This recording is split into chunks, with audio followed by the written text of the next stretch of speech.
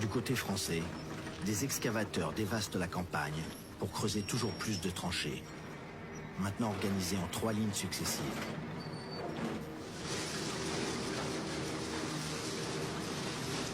La tranchée de première ligne est la plus dangereuse. C'est celle où la mortalité est la plus grande. L'ingéniosité humaine n'a pas de limite quand il s'agit de tuer. Quand l'ennemi est caché dans la tranchée d'en face, tout est bon pour lui envoyer des explosifs. Fusil lance-grenades, lance-torpilles, et même reprise des arbalètes du Moyen-Âge.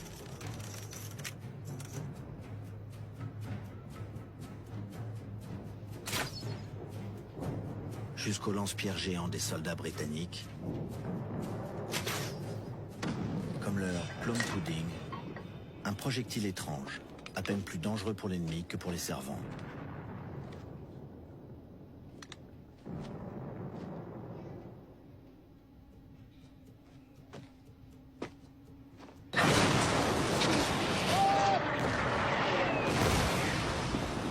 Entre 2 pilonnages d'artillerie, les soldats attendent.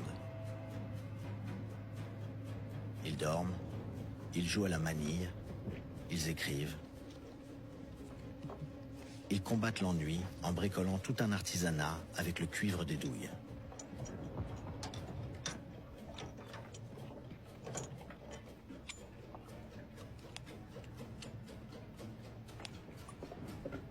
Ils aménagent des abris auxquels ils donnent des noms évocateurs, comme cette Villa de la Dèche, le dénuement total.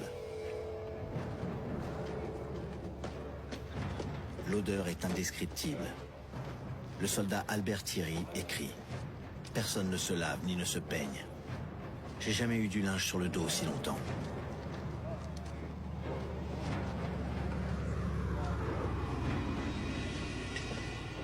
Les soldats rentrent la nuit dans leur abri souterrain. L'un d'eux s'est bricolé une cage pour se protéger des rats.